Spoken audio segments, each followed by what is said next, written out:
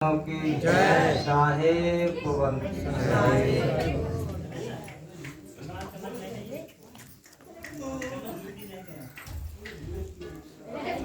हमारे भक्तजन प्रेमी जो भी नन्हे मुन्ने बच्चे, भाई बंधु, सती सावित्री, सीता महान, सैया जैसी इस मातृभूमि पे पलने वाली माताएं बहनें, आप सभी लोग सत्संग में आए और ये टाइम दिया आपने, मैं आपका बहुत आभारी हूँ। और दिन है कि सत्संग किसी का भी हो और हर जगह जाना चाहिए, जहाँ जा सको, जितना टाइम दे सको। सत्संग की महिमा बहुत अधिक बताई गई कि रामायण में लिखा है कि बिन सत्संग विवेक न हो। बिना सत्संग हम ज्ञान प्राप्त नहीं कर सकते। और अपने जीवन में जब तक हम कोई कार्य करते हैं तो पूर्ण तौर से जब तक उस पर हम अर्पण नहीं होंगे, समर्पण नहीं होंगे, तब तक वो कार्य हमारा सिद्ध नहीं हो सकता, यानी वो काम सफल नहीं हो सकता है, वो काम हम सीख नहीं सकते। तो सत्संग की महिमा बहुत अधिक बताई गई है। इसीलिए सत्संग में जाने और सुनने से हमारे अंदर भक्ति और विवेक का ज्ञान प्रकट होने लगता है और अच्छाई और बुराई हमें खुद प्रकट होने लगती है, हमें मालूम पड़ने लगती है। वैसे बताते तो सभी हैं, सभी को मालूम है, ऐसा कुछ नहीं है, लेकिन जो हमें सच्चाई सत्संग से मिलेगी वो अन्यथा कहीं नहीं मिल सकती। तो इसीलिए सत्संग की महिमा बहुत अधिक बताई गई है। और सत्संग में हमें उसका सार निकालना है। सार मतलब जैसे हम सूप में कोई चीज डालते हैं तो कहते हैं कि सार को पहले धोता दे थोड़ा, उसमें जो हमारी बढ़िया चीज वस्तु अमोल है वो रह जाती है, अर्थात फबला सब निकल जाता है। इसीलिए श्रोता और वक्ता की महिमा एक बताई गई है। वक्ता जैसे इस समय विराजमान गद्दी पे हमारे प्रवचन बोले जाते हैं, अर्थात संगत सत्संग जब होता है तो सत्संग बोला जाता है। संत महंतों साधुओं का, भक्त का जो भी उस मंच पर या गद्दी पे विराजमान होता है तो प्रवचन बोले जाते हैं। तो प्रवचनों में जैसे सब्जी में नमक मिर्च मिलाया जाता है, तो सत्संग में कहीं पे ना कहीं पे थोड़ा बहुत इधर उधर से नमक मिर्च मिलाया जाता है। क्यों? जैसे भजन हमने ले लिया कोई, तो भजन में कोई ऐसी भी चीज डाल देंगे हम जो हमारे ज्ञान से अलग हो। क्यों? उसमें आनंद नहीं आया, तो आनंद के कारण उसमें नमक मिर्च जैसे मिलाते हैं। और वैसे भोजन का साधु का क्या है? रूखा सूखा फीका। क्यों साहब जी? रूखा सूखा फीका, न तीखा न चरपरा न मीठा न खट्टा, है ना? लेकिन हम कहाँ तक करते हैं? यहाँ तक। ये सारे स्वाद नहीं करते हैं और यहाँ से नीचे गया तो कोई स्वाद नहीं। तो जैसे नमक मिर्च सब्जी में स्वाद के लिए डालते हैं, ऐसे भजन प्रवचन में हम स्वाद के लिए हर चीज मिलाते हैं। तो हमें उसका सार निकालना है। अब श्रोता वक्ता की अधिक महिमा बताई गई है, दोनों की एक बताई गई है, वक्ता और श्रोता आप लोग। तो हमें इसका समझना है कि हमें कौन सी वस्तु हमारे कितनी हमें इसमें से ग्रहण करनी है और कितनी इसमें से हमें छोड़ देनी। तो उस वस्तु के लिए, उस शब्द के लिए, उस वाणी के लिए किसी के सत्संग में जाओ जो हमारे मूल चीज है, जो हमारे जीवन कल्याण की चीज है और हमारे इस सत्संग, भजन, कीर्तन, आराधना, भक्ति जो भी है हम क्यों करते हैं? किसी में ना किसी में तो कोई ना कोई स्वार्थ लगा हुआ है। एक रामायण में साखी आती है कि ऋषि मुनि सबकी रीति और स्वार्थ लाग करे सब प्रीति। तो भाई स्वार्थ जैसे हमको भी आपसे है और आपको भी हमसे, स्वार्थ तो कहीं पे ना कहीं पे लगा हुआ। तो स्वार्थ वो होना चाहिए, जैसे कोई धन के लिए स्वार्थ, कोई पुत्र के लिए, संतान के लिए, कोई अपना मान सम्मान के लिए, सभा में हर स्वार्थ लगा है। कोई आशा लगाए कि मेरा कहीं एक लेंटर पड़ जाए, एक झोपड़ी बन जाए, एक मंदिर बन जाए, या हमारा कोई सत्संग भवन बन जाए, या हमारे कोई महिला तो महिला बन जाए। ये हर प्रकार का स्वार्थ लगा हुआ है। और जो भी हम करते हैं पूजा पाठ, कोई दुकान खोली है तो हमारी दुकान चल जाए, कोई ना कोई कहीं पे ना कहीं पे कोई स्वार्थ। लेकिन भक्ति का भाव जो होता है वो निस्वार्थ का है। देने वाला दाता निस्वार्थ भक्ति, निस्वार्थ के जैसे आपने कोई स्वार्थ लगाया। मजदूरी इस समय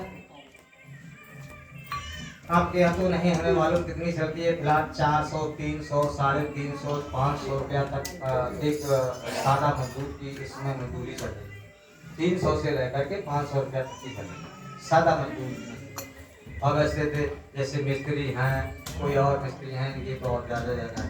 तो अब जैसे किसी मालिक के यहाँ मजदूरी करने के लिए गए तो उसको उतना ही मिलेगा जितना आपने उससे तय कर लिया, चाहे 100 रुपये करे हैं या 500। और यदि आपने कोई काम में त्रुटि कर दी तो उसमें भी बाधा है।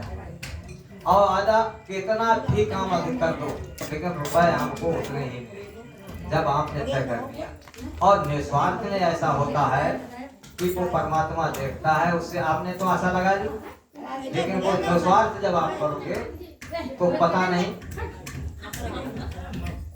कहाँ से क्या मिल जाए और कब मिल जाए, क्या से क्या मिल जाए और कितना मिल जाए।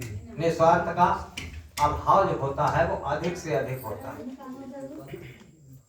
तो अब भक्ति जब आप बैठेंगे, सत्संग में जाएंगे, आएंगे, तो इसका निष्कर्ष निकालेंगे कि भाई जैसे किसी का भी सत्संग, किसी की भी पूजा पाठ करने वाले आप लोग, स्वयं आप जब तक उनकी गहराई पे आप नहीं पहुंचोगे, उनकी जड़ तक नहीं पहुंचोगे, तब तक हमारी जिसकी भी पूजा हम कर रहे हैं निस्वार्थ को, मतलब उसका कोई मोल नहीं हो सकता है। हमें अपने जैसे कोई पूछे भी आपके पिता कौन है, तो अपने पिता का नाम बताना पड़ेगा, गुरु का नाम बताना पड़ेगा।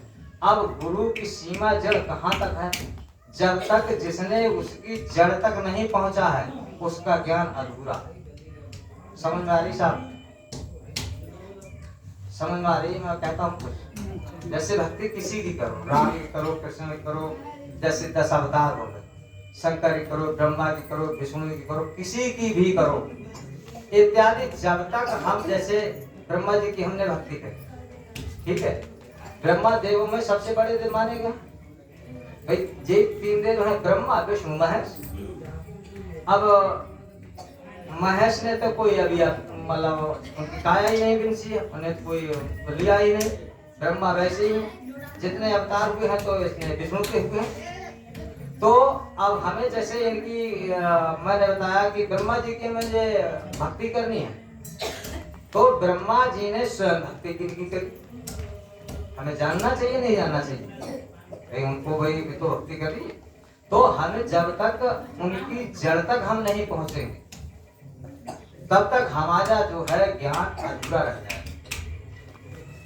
अब हमें क्या चाहिए भक्ति में, जैसे स्वार्थ वाली अभी बात आई, तो स्वार्थ तो आपको पूरा हो गया, लेकिन इसके भी पीछे एक कारण लग गया है। लेकिन अब सत्संग हमारे संत महंत ऋषि मुनि सभी ने सुनाया है, तो किस लिए सुनाया है कि हमें एक इसमें आशा लगी हुई है कि आवागमन से हम मोक्ष हो जाए, मुक्ति पा जाए, है ना।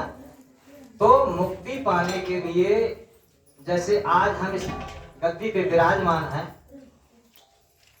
तो इस गद्दी पे वही बैठ सकता है जिसके लिए अधिकार मिला, जिसके लिए आर्डर मिला हुआ। जैसे डॉक्टर है, मास्टर है, जो डिग्री शुदा है, तो ऐसे ही डिग्री एक पंजा दिया जाता है, पे ही बैठ सकता है। तो हमें देखना है ये कि हमारे गुरु जो हैं कहाँ तक बंधन में बंधे हुए हैं और कहाँ तक इन्होंने कहाँ तक हमारे जो गुरु हैं, अब जैसे हमारे हैं हमें, अब जैसे आप हमारे से बनोगे, शिष्य बने, तो अब हमारी गहराई के पहुंच करके फिर हमारे गुरु का पता लगाओ, फिर उनके गुरु का पता लगाओ, आकर एक ना एक दिन उस मुकाम तक पहुंच जाओगे जहां से हमारा ये धर्म की स्टार्टिंग हुई। सही है साहब। अब जब हम वहां तक पहुंचेंगे, और ये पहुंचना कोई बहुत दिनों का खेल नहीं है, ये तो किसी भी से भी वार्तालाप करके आप पहुंच सकते हैं कहीं भी और किसी भी तरफ। तो अब जहां से हमारी जो स्टार्ट होता है पंथ, तो हम वहां तक हम पहुंच जाएंगे, फिर हमें उसका ये निष्करण निकल आएगा कि आखिर बंदी छुड़ाने वाले कौन है, कहां तक हम पहुंचे। अब मोक्ष प्राप्त करने के लिए हम सभी काम करते हैं, तो बताते हैं कि जिसका गुरु खुद बंद है और चेला कहो कैसे खुला, और अंधी अंधा संग में तो कौन किसका कर भला। बंदा की सेवा करे फंदा छूटे ना है, अब कर सेवा निर्बंध की जो पलमा ये छुड़ाए।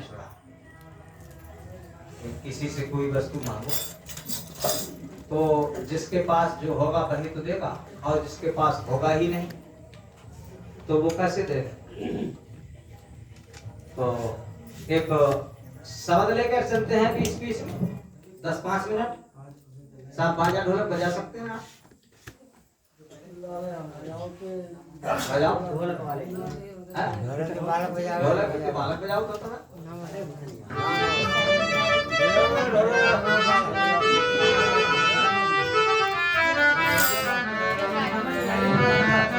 तो कहते हैं साहब बजा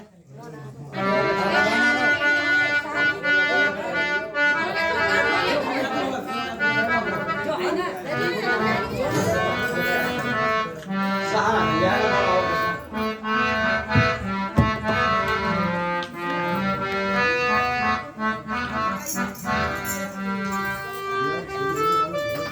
कि बहुत गुरु भय जगत में, अरे कोई न लागा तीर, अरे सब गुरु बह जाएंगे सो जागृत गुरु कबीर। तो सिद्ध भया तो क्या भया, अरे 14 से फूटी बास, अरे अंदर जाके बीच है फिर जामन पियास। देखिए साहब, इसी समय हम तो आपके साथ ही हैं, तो वीडियो को क्या करना है। तो बताते हैं कि बहुत गुरु भय जगत में, कोई न लगा तीर, और सब गुरु बह जाएंगे जागृत गुरु कबीर। और बताते हैं कि सिद्ध भया तो क्या भया, 14 फूटी बात 14 कहते चारों दिशाओं में, और अंदर जाके बीज है सो फिर जामन की आस। बीज तो फिर जम सकता है, वो बीज ही नष्ट हो जाए तो आवागमन का मोक्ष प्राप्ति हो सकती है। तो क्या बताते हैं, कि मोक्ष के लिए कहते हैं कि अनगढ़िया देवा कौन कराए तेरी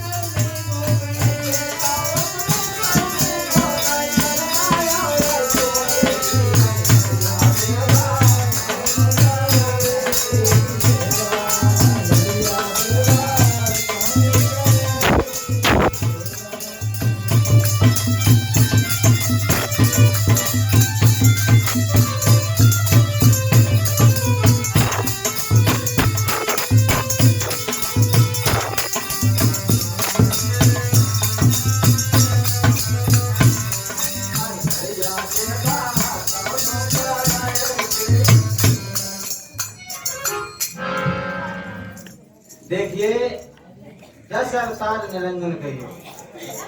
ये शब्द साहेब का है। 10 अवतार बताते हैं। अभी हमने बताए कि विष्णु ने 10 अवतार लिए, तो ये 10 अवतार निरंजन कहियो, निरंजन के पुत्र हैं। सत्य पुरुष परमात्मा ने जब सृष्टि रची तो 16 सूत्र उत्पन्न किए, उसमें ये 5वां पुत्र, जिनका इस संसार बसा हुआ है, जिनका हम खा रहे हैं, पहन रहे हैं, पी रहे हैं, और यहाँ तक ये काया भी है। एक साकी में सहजोबाई ने कही है, सहजोबाई घर का एक नाम की वैश्य थी, तो कहते हैं उसमें, उसको जब ज्ञान प्रकट हुआ तो उसने कहा कि सहजो भज हरि नाम को और तज दुनिया से ने, अरे अपना तो कोई है नहीं, अपनी सगी न देह। ये देह है, ये भी नासमान है, ये भी अपनी नहीं है। तो हमारे लिए इन नजरों से, इन नयन से जो भी दिखता है, एक दिन ये सब नाश। तो ये क्या हुआ? काले तो है, और जो दिखता नहीं वो सत्य है, उसको हम लग पाते हैं। हमारे अंदर इतनी रील भरी हुई है, जैसे पहले टेप बाजा चलते थे, टेप कैसेट लगाते थे, उसमें रील चलती थी। तो रील का हम, उसमें जितनी भी लंबी होती है, उस रील में हम 1 रुपया में 10 पैसा भर यूज नहीं कर पाते, और जब तक हमारी सांसें पूरी हो जाती। इसमें इतनी रील भरी हुई है कि हम इसको यूज ही नहीं कर पाते। इसको यूज करके देखिए, इसको मत के देखिए। जैसे समुद्र मंथन हुआ तो उसमें से 14 रत्न निकले, और इस काया में क्या बताया है? बताया साहब आपको कि भक्ति स्वतंत्र सुकल सुख खानी। बताओ कितनी गहरी बात। रामायण पढ़ते तो हैं, सुनते हैं, कराने वाले रामायण कराते हैं, लेकिन साखी का अर्थ नहीं लगाते कि भक्ति स्वतंत्र सुकल सुख खानी, और बिन सत्संग न पावे प्राणी। ये रत्नों की खान भरी हुई है इनमें। एक आज नहीं, उसमें तो 14 निकले, और यहाँ तो रत्नों की खान भरी हुई है। इसको जितना मत हो उतना ही निकलेगा, जितना मत हो उतना ही निकलेगा। तो 10 अवतार निरंजन कहियो, अब वे अपने ना होई, और वे तो अपनी करनी भोग करता होगा कोई भाई। ऐसे ना समझ में आए जैसे हम आप सभी सत्संग में बैठे हैं, हमारे माताएं बहनें, आप सभी लोग भाई बंधु, पिता समान वृद्धक सभी, आप सभी ये जानते हैं कि आप भी कभी कभी कहते हैं कि भाई दुनिया का मालिक तो एक ही है, कहते हैं ना कि भाई मालिक तो एक ही है। तो ना तो वो अल्लाह है, ना भगवान, मालिक तो एक ही है। अब एक ही है तो हम एक को क्यों नहीं खोज पाते? भाई हमें खोजना चाहिए कि वो एक है कौन। जब हम एक को खोजेंगे तो हमारा पतिव्रता धर्म बनेगा कि नारी कहावे पिया की, और रही और ढिंग सोए, और जहर नीत हृदय भसीत खसम खुशी क्यों होए। भाई हम सभी एक पिता की संतान है ना, हिंदू, मुस्लिम, सिख, ईसाई, कोई भी, हम एक ही पिता की तो संतान है या दो की है? बताओ साहब, एक ही की है। तो हम उस एक को क्यों नहीं पहचान सकते? हम कहीं आज यहाँ जाते हैं, कहीं वहां जाते हैं, कहीं वहां जाते हैं, कहीं वहां जाते हैं, हर जगह जाते रहते हैं, लेकिन एक जगह पर हम नहीं पहुंच पाते। तो बताते हैं कि 10 अवतार निरंजन कहियो बेना अपने होई, और बेता अपनी करनी भोग करता और कोई आज ब्रह्म थोड़ा सा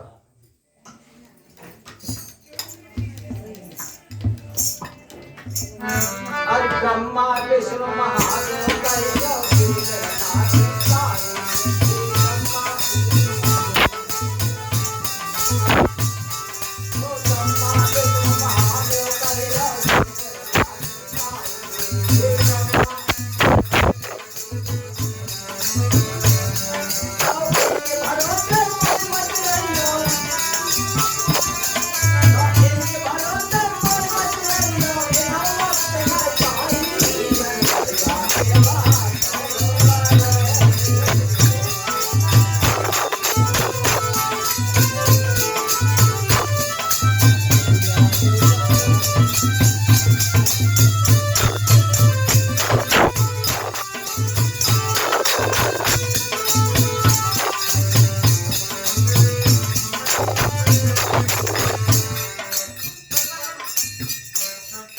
ब्रह्मा और विष्णु महादेव, आप सभी लोग जानते हैं इनकी जब सृष्टि रची तो ये सबसे पहले के ही हैं। इनसे बड़ा और कोई देवता है भाई? इनसे बड़ा कोई और है पहले का? बताओ साहब, अगर मालूम नहीं, अगर किसी की आपकी भाई समझ हो तो बताओ,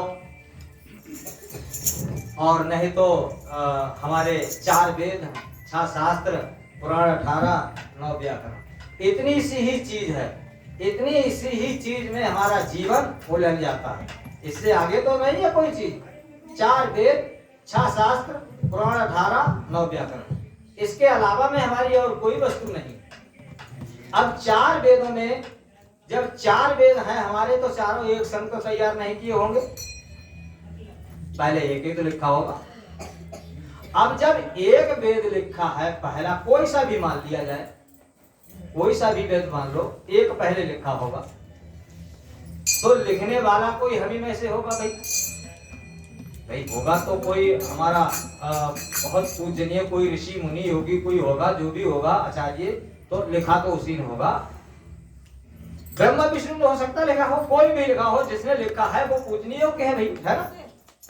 लेकिन जब उसने जब पहला वेद बनाया तो माने क्या देख के लिखा, क्या समझ कर लिखा? भाई कुछ तो समझा होगा। तो अब उसमें आती है कि हो सकता है जैसे उसने उन्हें अपनी बुद्धि से तैयार किया हो। भाई समझ में आती है साहब, नहीं आती है? हो सकता है, ये हमारा अनुमान है, हो सकता है आपका अनुमान दूसरा हो, लेकिन ये तो सत्य है कि भाई वेद तो एक ही बना होगा पहले, चारों तो साथ साथ नहीं है। और चारों यदि साथ साथ हैं, जब भी लिखने वाला तो कोई इस धराधाम का ही है, आकाश मार्ग से तो आगे नहीं है, तो इस मृत्युलोक का ही लिखने वाला। तो उसने जब 4 वेद बनाए हैं तो उसने क्या समझ के बनाए हैं? कुछ समझा, कुछ देखा। तो इससे पहले हमारा था 5वां वेद, 5वां वेद, तो उसके 5वें वेद के बारे में जानना मुश्किल है। और जब उसके बारे में हम नहीं जानते हैं तो हमें 4 वेदों में ही अटके रह जाएंगे। जैसे हमारे माता पिता की इतनी महिमा बताई गई है कि उन्होंने, हमारे माता पिता यदि ना होते तो हमें इस धराधाम में आने का अवसर नहीं मिलता।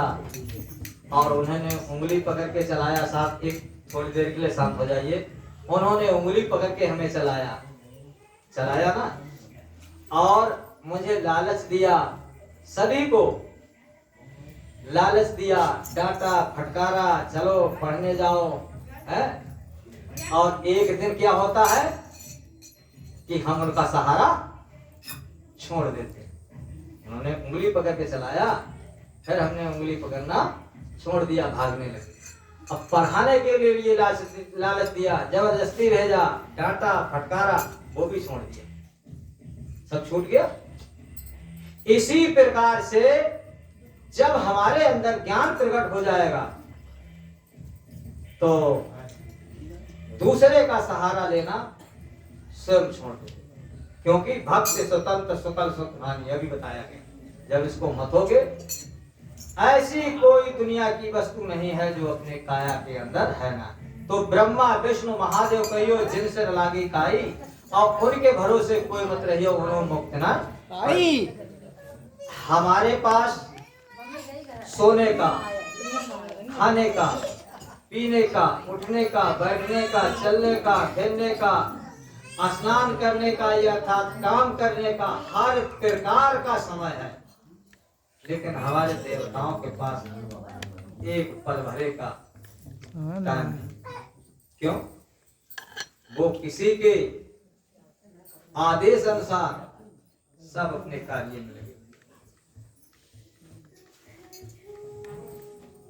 अपने अपने कार्य में सब हैं और वो कार्य करते हैं। कार्य तो ऐसे बहुत हैं, आप भी जानते हो, और हमारे पास हर प्रकार का टाइम है, फिर भी हम उस मालिक के लिए याद करने का मेरे पास टाइम नहीं है। तो बताओ, जब मालिक के पास को याद करने के लिए मेरे पास टाइम नहीं है तो हमारे जीवन का कल्याण कैसे हो सकता है? फिर क्या बताया आपने? अरे योगी जपी तपी बनवासी, आप मैं मर जा।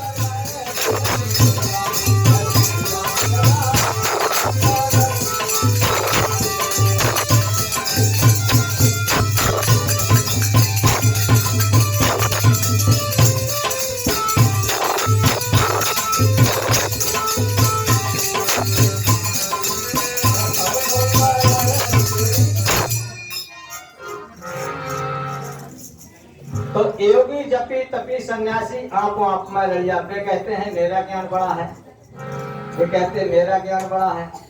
हर लोग अपने अपने में, कोई किसी से इस समय कम नहीं, तो कोई किसी से कम नहीं है। तो इसी के माध्यम से एक चुटकुला है छोटा सा, आगे बताते हैं। और एक हमारी माताएं थी तो भी बहुत खुशी थी कि हमारे लला की शादी होगी। अच्छा। तो हमारे यहाँ बहू आ जाएगी तो काम धंधा जो है हमारा बड़ा अच्छा चलने लगेगा, हमारी सेवा होने लगेगी और बहुत खुशी हो। तो उनके लला जो है तो बेचारे कुछ कम पढ़े लिखे हैं, लेकिन सेवा भाव बहुत करते, जगह भी बहुतेरी। अब भाई जब समय आओ तो उनके लला की जब शादी हुई तो बहू घर में आई। अब बहू बे सास भैया बहुत खुशी, तो वे अपने सास से कहने लगे, कहीं मम्मी के का कहीं देखो हमारे मैके में पूजा हो और हमें बता दो, ऐसे कमरा बने हुए हैं, हम पूजा करें करो भाई। अच्छा। तो उन्हें अच्छा, तो उन्हें कही वो हो कहीं हम तो कहाँ को वैसी हो कि अब तो हमारा घर जो है स्वर्ग हो जाए जरूर। और कब पूजा करने के लिए भैया तुमने कही तो बहुत कुछ चाह कोई से कमरा पूजा कर सकते। अच्छा। तो उन्हें कही अच्छा, तो उन्हें कही भाई अच्छा तो तुम पूजा करो तो एक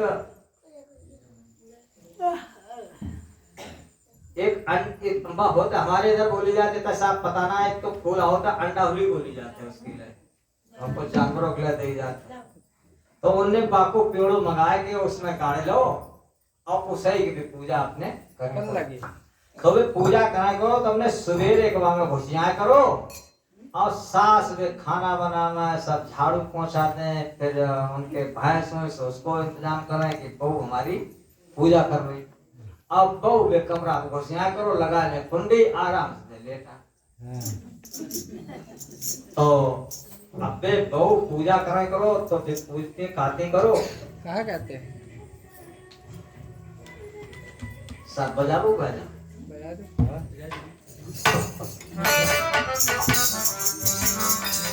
कि मैं पूजा अंडा भूली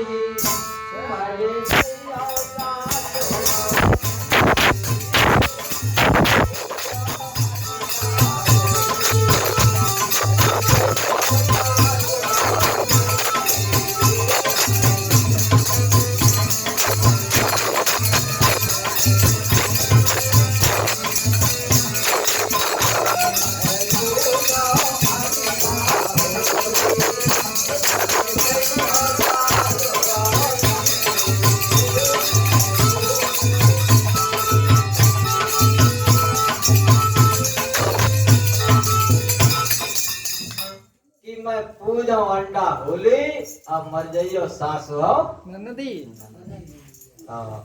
अब तो उनको जय भजन हो। अब एक दिन भौका आई कि उतर से उनके लला आइए जल्दी कोई काम से।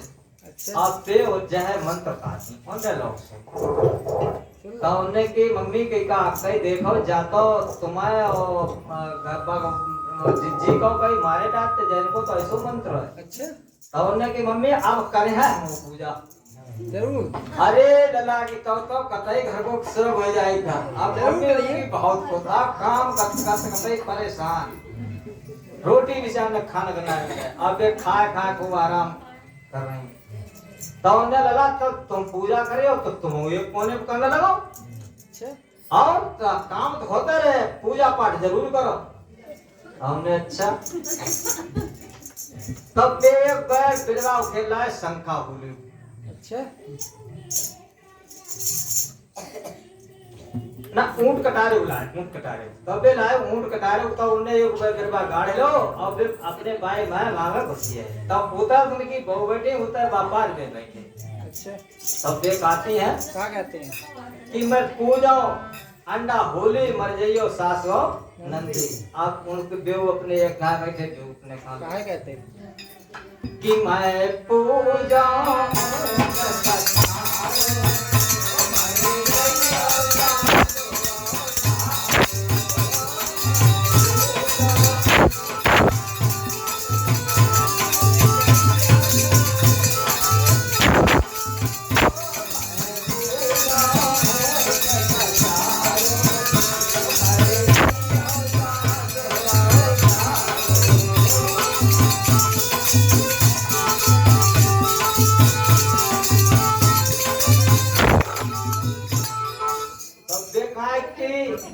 मर जाइयो सास हो सारो तो उन्हें अच्छा तो तुम हमारी बराबरी कर रहे हो। जरूर। हाँ अब बहू कहाँ लगी कहीं अगर जब तुम्हारी मूछ मुरवा न दे तो हमो का उतना है। अच्छा। हाँ उन्होंने भैया आपन बात ये अब उनकी मूछ नंबर आ जाओ कि मूछ मुड़वा देंगे। हाँ अब बे भाई हुआ कमरे में उनसे बातचीत होने लगी। अब बातचीत हो तो एक गांव में उसी गांव में कोई उनके रिश्तेदारी में कोई ताऊ लगत हैं चचा उचा। तो उनका उन्हें बुलाओ तो उन्हें कही देखो चचा ऐसो है कि हमारी जो बड़ा बराबरी का हमें जो पूजा पाठ ना करने देता और जा बहुत खराब बात है। तो उन्हें लला चलो समझा दें कोई बात ना। तो लला से कही तो लला उन्होंने और उल्टी सुनाई उनके लिए। तो उन्हें अच्छा आप उतर भी जिद दिखाई नहीं। तो उनके संग में चचा उनके कबो कबो घर चले जाते तो उनके संग में एक इनके लिए कौन था जे भूत परीत भजाउन वाले इनके लिए का नौते नौते भरारे जे पे है तो कुछ झाड़ से काम कर ले। तो उनने कही देखो तुम्हें हम 500 रुपया देंगे, उस समय 500 रुपया की वैल्यू। अच्छा। और 500 रुपया देंगे और देखो हम पे कुछ भूत बाधा आ रही है तो बस सही कर दो। सही करते हो तो जल्दी उन्हें से। अच्छा तो उन्हें कही देखो सही तो हम करते हैं मगर भाई पहली पूजा देखो भाई 500 रुपया हम ना निपटे। और कितने में? तो उन्हें कही ठीक कही तुम्हें मनमाने पैसा देंगे तो मनमानो काम तुम्हें हमारो करना हो जरूर। तो उन्हें अच्छा तो उन्हें बताओ। तो उन्हें कही देखो हमें अपने पति की मूछ सिलवाने हैं। अच्छा। तो उन्हें कही अरे तो 1000 रुपया दो जो काम हो जाए आ जाए। तो भाई नौते के पास कोई भी चलो जाए आपके पास चाहे कोई बाधा ना हो तो उन पर बाधा तैयार हो जाएगी। जाग देख तो अब बे भाई उन्हें उनको बुलाओ इतना है कि भाई हमारी अब मक्कर करने लगे कि कौन सर में दर्द हो कहीं कहीं तो वे अपने लेट ना करो तो बेसास चली भाजी भाजी मुंह। अब उन्हें जल्दी पंदी लला को बुलाओ कि लला जल्दी जाओ बहुत तबीयत खराब है और उनको ताऊ को लाओ लिवाए कि बेज सही कर पाए ऊपरी चक्कर है कछु। अच्छा। तो उन्हें अच्छा अब भाई लला के बाबा समझ में आया कि इनके ही हमसे बदलो ले निकले। देख गए तो उनको झट्टे लाए लगाए कि भाई तो उन्हें अब वो झाड़ा पोंछी करने के बाद उनके कहाँ लगे कहीं देखो बहुत सही हो जाएगी बहुत सही हो न कोई बात ना है मगर जा है कि तुम्हें एक गाय की मूछ चलाने हो। अच्छा। हाँ तो उन्हें अच्छा तो अब उनको तो बात पता तो उनकी अम्मा कान लगी कह लला कहीं हो तू मूछ चलाए तो बहुत सही हो जाए और चाहे अगर तूने मूछ ना चलाई तो बहु ना सही है तो बहुत घर के घर में कलेश पैदा हो जाए वो जितना बहू आई है जितना देखो कतई सुरभ हुई हो। अब बूढ़ा कतई उनको रोटी ना मिले ये काम करते करते बहुत परेशान है लेकिन जब भी वे बहू की तारीफ कर रहे हैं तो भाई अब उनने का काम करो गए कहूँ और एक गाय की मूछ छुलवाया। अब छुलवाया है अब बहू ने जैसे ही देखो है कि अब तो मूछ छुलिए अब तो हमारे मन की ये हमने बदलो ला लो। अब बहू कहने लगी कहा कर कि मैंने अपनी करने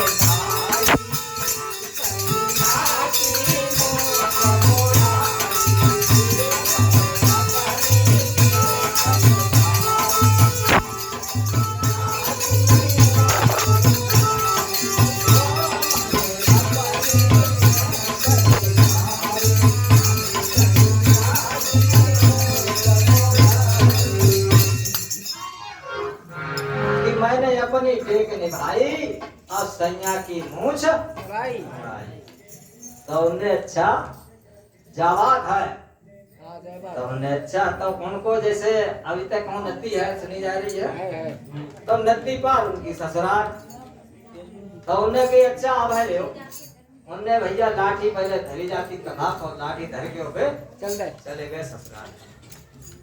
तो उन्हें कही लला चौका भाव उनकी साथ में नहीं चौका एक खाए मुझ हाय और एक खाए भैया ना का बात तो हमने की बात का तुम्हारी ललो को मामदा बिराइयो। अच्छा। और जा हमारी जगह कहा कही अब तुम जितने जने हो सब जने चलाओ बाल छुलवाए चलो कपड़े में के सब घटमंडल होगी। अच्छा। तो बस सही होएगी और ना तो कतई समझो कि मामदा भी उनको ले जाए संग और उन्हें लला हमारी ललो सही हो जाए हमें कपड़े घटवाओ कोई दोष ना है। तो सास ससुर सारे उनने सब घटवाए ले अब घटवाए भाई अब तेल चारो उनमें खपड़ी में पहले लड़िया न चलती लड़िया और लड़िया में बैठा कर दे चल रहा है आगे बे हाकत भाया में और पीछे सास ससुर उनके सब बैठे। हाँ तब भाई अब जैसे ही दरवाजे पर पहुंचे तब ललित देखो कि भैया हमारे तो माता पिता उनमें तो पहचान ना है हमारी। और तबे अब जैसे ही लड़िया मुकराई तय वे अपनी बॉस कहाँ लगे। क्या कहा था? क्या कहते?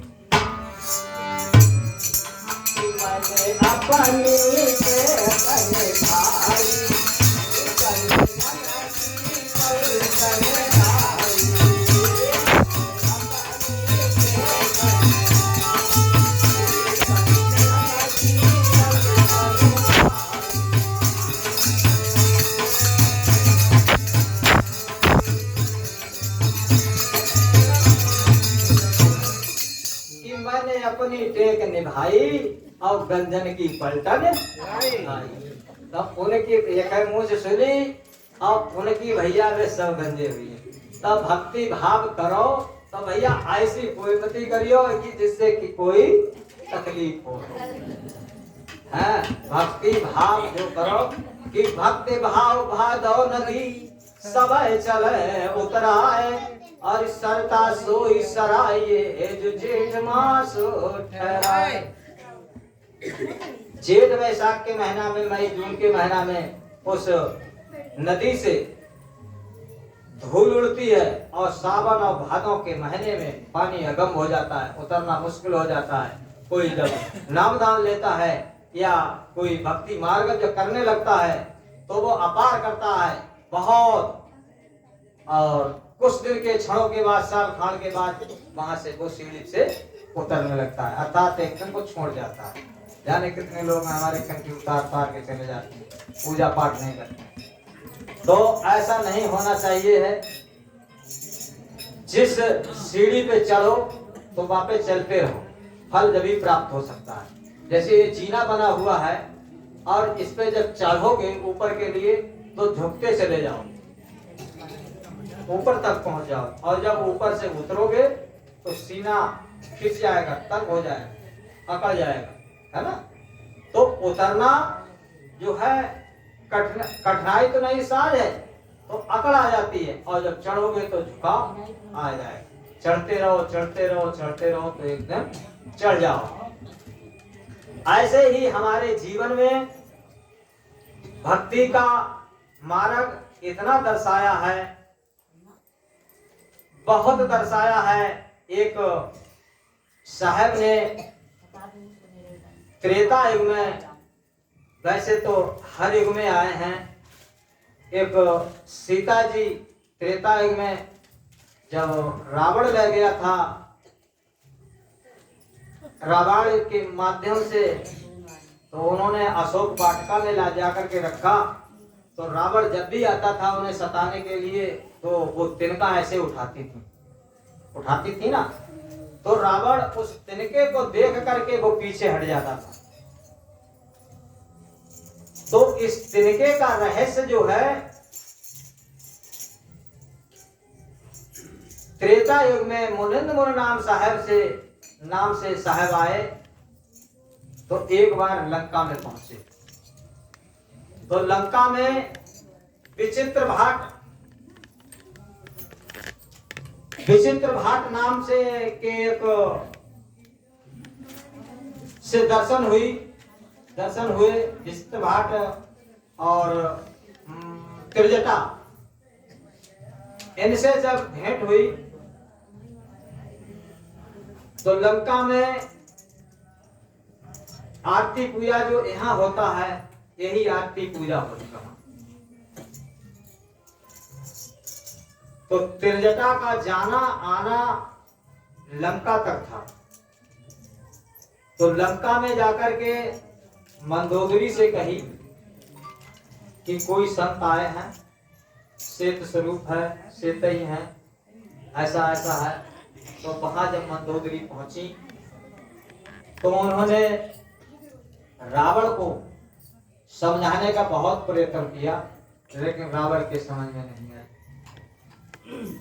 तो मंदोदरी को ये ज्ञात था कि यदि ये सत्य मार्ग पे आ जाएं तो उनके प्राण बच सकते हैं। तो रावण ने उस संत से, उन साहब से वो नहीं मिले, वहां पर आने के लिए कहा, नहीं आए। मंदोदरी ने समझाया, नहीं समझ में आई। तो अब वहां से जब बाहर आए तो एक पहरेदार खड़े थे उनके, तो पहरेदार से कहा क्या कहा? कि जाओ रावण को बुला लाओ जा करके। तो वो कहने लगा कि देखो मैं नहीं जाऊंगा बुलाने, यदि मैं बुलाने चला गया तो वो इतने अहंकारी हैं मेरे प्राण को नहीं बख्शेंगे। तो उन्होंने कहा नहीं, वो कुछ नहीं कहेगा रावण, तुम जाइए, जाकर के सूचना दे दो कि एक संत हैं वो बुला रहे हैं तुम्हारे लिए। तो बहुत समझाया, समझाने के बाद में वो गया। तो उन्होंने कहा कि एक संत जी आए हुए हैं, वो बुलाते हैं। तो उन्होंने कहा अरे द्वारपाल, तेरी क्या बुद्धि भ्रष्ट हो गई है? हमारे दर्शन के लिए बड़े बड़े योगी सन्यासी ब्रह्मा विष्णु इत्यादि हमारे पास आते हैं, हम एक भिक्षुक के दर्शन करने जाएंगे? तेरी क्या मत और आ गई है? चला जाए यहाँ से। द्वारपाल चलो। जब द्वारपाल चले आए तो उन्होंने कहा साहब हमारे बुलाने से नहीं है। तो हमने ठीक है, कहीं एक बार और चले जाओ। जब एक बार और चले जाओ तो फिर से दोबारा भेजा। तो दोबारा भेजा तो बहुत कहने सुने से गए द्वारा। तो रावण सिंहासन से अपने उठ करके और खड़ा हो गया कि हे द्वारपाल, तेरी बार बार कहने पर भी तू यहाँ आ जाता है। मेरे दर्शन के लिए तो बड़े बड़े यहाँ आते हैं, राजा महाराजा देवता लोग सभी, और मैं उस भिक्षुक के लिए जाऊं दर्शन करने के लिए? तेरी मत और आ गई है। वो फिर वापस चलेंगे। तो साहब ने जब तीसरी बार भेजा तो जैसे ही द्वारपाल को देखा रावण ने, और रावण से जैसे ही कहा कि महाराज एक संत आपके लिए बुलाते हैं, तो उन्होंने खड़ग लिया हाथ में और आग बबूला होकर के और वहां से चल दिए। जब चल पड़े तो इतना तेज था अहंकार का, जो को उनको ऊंच नीच कुछ नहीं समझता था। तो उन्होंने जाते ही जाते इस साहेब पर प्रहार कर दिया। तो उनकी तलवार बताते हैं कि इतनी खड़ग तेज थी कि उन्होंने ऐसे एक तिनका उठा लिया। तो रावण ने 70 बार उस पर प्रहार किया, लेकिन कोई तिनका नहीं कटा। अब 70 बार हमें तुम्हें तो लाठी नहीं चला मिली, जमीन मार्ग देख लियो, आप ही चलिए। उसने 70 बार प्रहार किया, लेकिन तिनका नहीं कटा। पास में ही खंभा गड़ा था लोहे का। तो उसने कहा, रावण ने सोचा कि मेरा आज फल थक गया है या इसमें धार नहीं है। तो जैसे ही खंभा में हमारी तलवार से उसका खंड खंड हो गया। रावण मूर्छित हो गया, ताज उसको अलग हो गया। और जैसे ही मूर्छा जागी तैसे रावण सीधे लंका। तो सीता जी जब भी वो तिनका उठाती थी तो रावण को वही याद आ जाती है, मुनन मुननाथ, और वो सीधा तो इस तिनके में इतनी पावर है, समझ करो। ऐसे ही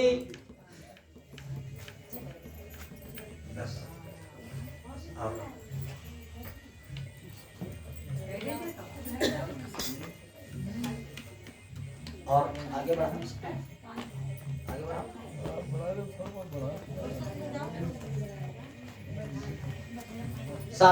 आप लोग सभी आए हैं। यदि कहीं पर की कोई हमें मालूम होगी, किसी की कोई आशा हो तो बता सकते हैं साहब। अगर मुझे मालूम होगी तो मैं बताऊंगा। इसी प्रकार की कोई आशा हो, अगर आपके लोगों को नहीं मालूम होगी तो कोशिश करें या बताओ। हम अपना इस विधि के बारे में बताएं। आज ये जो चौका आरती होती है इसके बारे में आपको लोगों को जानकारी ना हो, शायद हमारे जो गुरुमुखी लोग हैं वो यहाँ पर कम है ना। तो इसके बारे में बताएं साहब आप लोगों को, अगर सुनना हो तो, या कोई बात और पूछनी हो तो आप।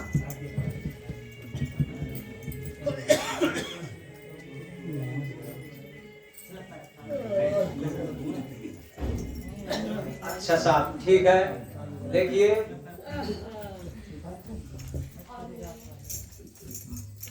द्वापर युग में श्री कृष्ण जो इस धराधाम में आए तो राम जो थे उनमें 12 कलाएं थी और श्री कृष्ण में 16 कलाएं होंगी। जितना भी जन्म होता जाता है उतना ही और कम होनी चाहिए, लेकिन श्री कृष्ण में 16 कलाएं अधिक होंगी। वो 4, उनमें तो 12 थे राम, और श्री कृष्ण में होंगी 16। तो श्री कृष्ण का जब अंत समय आया तो उनके पैर में बदम था, तो उन्होंने राम ने जो बाली को मारा था, उसी बैलिया ने बदला लेकर के कृष्ण को द्वापर युग में बदला लिया आकर। एवज किसी का छूटता नहीं, एवज देना पड़ता। तो जब श्री कृष्ण की मृत्यु हो गई, मृत्यु हो जाने के बाद उनकी सबको लाश के लिए जलाया गया। तो भागवत में आपने सुना होगा कि उनकी लाश कई दिन तक जलाई गई, ये सुना होगा, लेकिन लाश जली नहीं, लाश वैसे ही समुद्र में छोड़ दी। ये कंचन द्वारकापुरी की बात है। अब जो लाश थी वो श्री कृष्ण की उस समुद्र में नहीं जलने की वजह से उसी में सिरा दी। तो वो लाश धीरे धीरे कंचन द्वारकापुरी से वो जाकर के कहाँ लगी, जाकर के उड़ीसा में लगी, जाकर जगन्नाथपुरी, उड़ीसा में जगन्नाथपुरी पहुंच गई। कंचन द्वारकापुरी से जगन्नाथपुरी में पहुंच गई। वहां का एक राजा था दमन, उनके लिए श्री कृष्ण ने दर्शन दिए और कहा कि मेरी संसार में मेरी तो मृत्यु हो गई, और श्री कृष्ण ने कहा है गीता में कि कट सकता नहीं शस्त्र से मैं, अग्नि भी नहीं जला सकती, उड़ सकता नहीं हवा में मैं, और वर्षा भी नहीं खिला सकती। अब जब इतनी सामर्थ्य शक्ति थी तो राजा को वही दर्शन देने की क्या आवश्यकता थी। तो उन्होंने राजा के लिए दर्शन दिए और राजा से कहा कि हमारी सब आई हुई है, यानी लाश आई हुई है, फला फला जगह पे पड़ी है, और मेरा मंदिर बनवाया जाए, क्योंकि मेरी संसार में पूजा हो सके। इससे पहले पूजा नहीं हुई।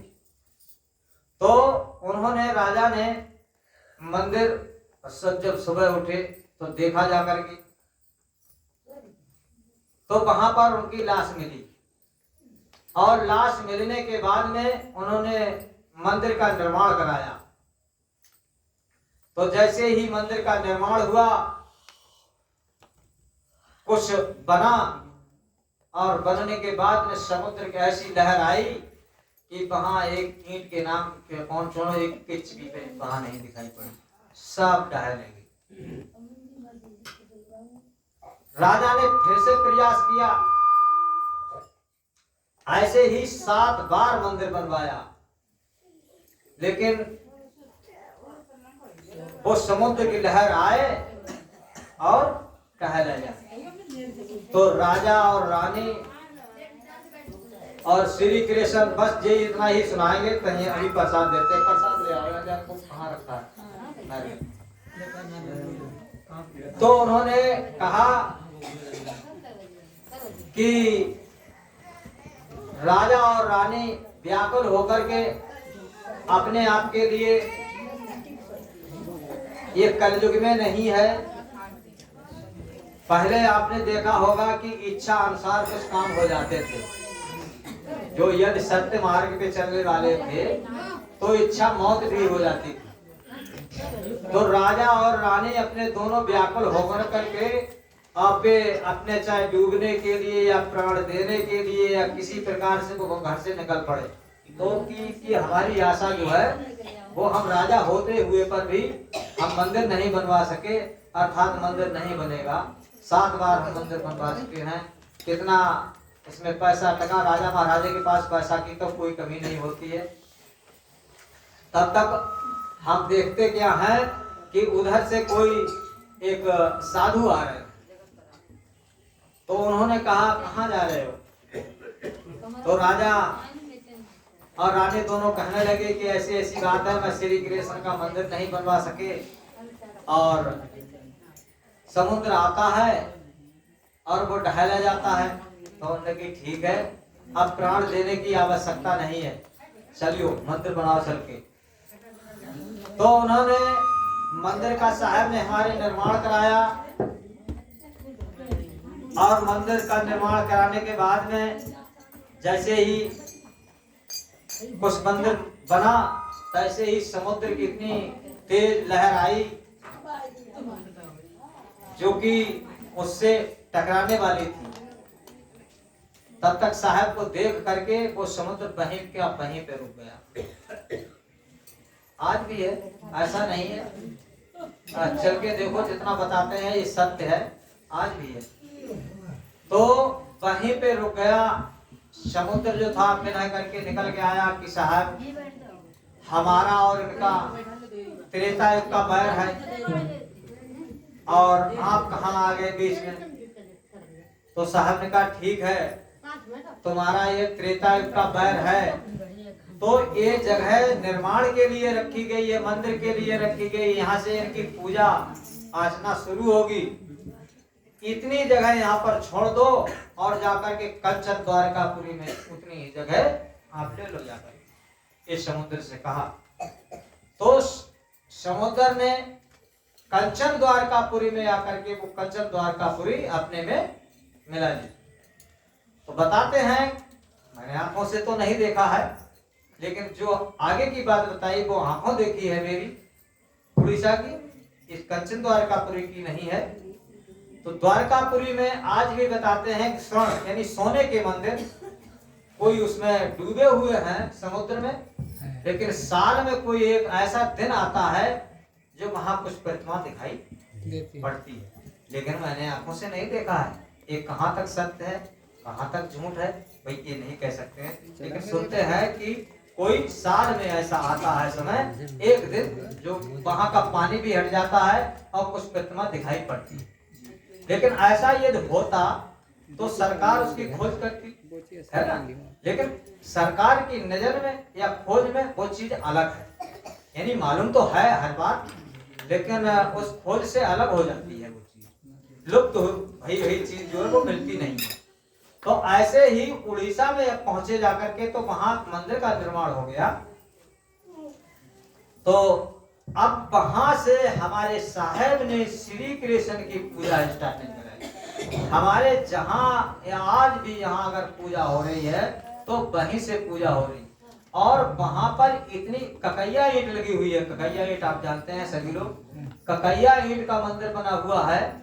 और एक नहीं है जैसे आपका गांव है, ये तो बहुत छोटा है, ये बहुत छोटा है, इतने में तो एक ही मंदिर आ पाएगा क्या चलते चलते। और जो श्री कृष्ण का रुंड बताते हैं वो भी भुजा कटी हुई है और एक तरफ अब भी बना हुआ है, वो भी मंदिर के हमें तो ठीक ठीक लगा पूर्व साइड। अब कुछ दिशा स्वरूप किसी किसी की गलत भी हो जाती है, तो किसी को दक्षिण लगता है, किसी को पश्चिम लगता है, मुझे पूर्व दिखाई पड़ा। हो सकता है मेरी दिशा स्वरूप गलत हो गई है ना। क्यों? तो आज भी वो रुंड खड़ा हुआ है, आज भी वो मंदिर बना हुआ है, ऐसा नहीं है। तो वहां जाकर के जब जैसे तीर्थ जितने भी हैं, तो तीर्थ में जाने से हमारे क्या होता है कि कुछ आगे की सीमा मिल जाती है, आगे की सीमा मिलती है कि हमारे पूर्वजों ने क्या किया, क्या हुआ, और जो हमें मोक्ष की प्राप्ति के लिए जो चाहिए। तो जब जो गुरु हमारे भजन नाम दान जो देते हैं, तो उसका जब तक हम स्मरण नहीं करेंगे, ये वक्ता ज्ञान जैसे हम बकते हैं, ये तो कोई भी प्राप्त कर सकता है, लेकिन श्रोता ज्ञान जो है वो बस आप ही खोज कर सकते हैं। भक्ति के से हम लेकर के चले हैं। तो भक्ति क्या चीज होती है? भक्ति ये होती है जैसे बंदर है या ये दीवार खड़ी है, तो इस पे कोई भी अगर बेल लगा दी जाए तो वो दीवार को पकड़ के ऊपर चढ़ जाएगी। कोई पौधा लगा दिया जाए पौधने वाला, या उसका ऊपर से सहारा दिया जाए तो चढ़ सकता है, लेकिन एक बेल ऐसी होती है वो इस दीवार को पकड़ के ऊपर चढ़ जाएगी। तो वो क्या दर्शाती है? भक्ति दर्शाती है। ऐसे ही एक बंदर है, तो बंदर के पास एक बच्चा है, समझने की बात है। तो बच्चा है, उधर से कुछ संसारी लोग आते हैं, जैसे बच्चे मान लिया जाए या हमें आपको मान लिया जाए, तो वो बंदर कहता है अपने बच्चे से कि देखिए संसारी लोग आते हैं और वो डीला मारेंगे और मैं तो भाग जाऊंगा। उसकी माँ हो या पिता हो, उस बच्चे से कहता है कि मैं तो भाग जाऊंगा और तू अभी चलना फिरना आता नहीं है, तो तू यहाँ डीला खाएगा क्या? देख मेरी इसमें तो कोई गलती है नहीं, मैं तो चारों हाथों से चलूंगा, चारों हाथों पैर। अब तुझे अगर बचना है तो क्या करेगा बताओ? तू मुझे पकड़ ले और छोड़ना नहीं, मुझे कूदना भी पड़ सकता है, मुझे भागना भी पड़ सकता है। तो बंदर ने किसको सिखाया? बच्चे। तो बच्चा किसी के अधीन है? किसी के अधीन है? स्वयं वो अपने जगले हुए हैं। माँ हो उसकी व पिता हो, वो चाहे इस डंगी से उस डंगी से जाए, इस दीवार से उस दीवार पे जाए, या भागे या गिरे, लेकिन बच्चा छूट नहीं सकता है। इसलिए कहते हैं यदि भक्ति करना है तो लिपट जाइए, चिपक जाइए, तो भक्ति हो जाएगी। और दिखावा वाली तो कोई बात ही नहीं। और स्वतंत्र वही है जैसे वृक्ष है ना, बहुत में छोटा सा उत्तर है कि बहुत अगर स्वतंत्र है तो वृक्ष, ये दीवार है तो स्वतंत्र। ऐसे ही जिसके पास ज्ञान है तो वो खड़ा है स्वयं आपसे, आपको भक्ति करना। एक राह तो बता दिया जाए, लेकिन करना ही आपको, और कोई कर नहीं सकता। तो हम और आप एक भजन गाते हैं, वहीं से हम प्रसाद बांटने लगेंगे, आप लोग सुना। तो हमारे सतगुरु कबीर साहब